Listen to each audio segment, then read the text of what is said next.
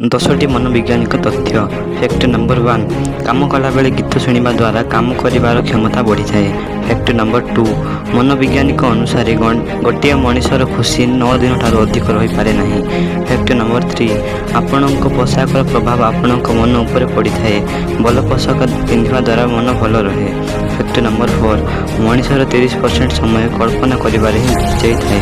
Fact number 5, पिलादिनर बंधुता को छाड़देले सब बंधुतार किसी न किसी स्वार्थ लुचि थाए।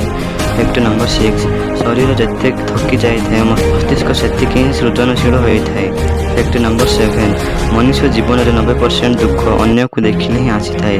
फैक्ट नंबर 8, डिप्रेशन रे जीवा अधिक भाविबार फल होता है। फैक्ट नंबर 9, हसिबा आमर ओजन कम करिबारे सहायक होता है। यह वैज्ञानिक मानक द्वारा प्रमाण हो सारी।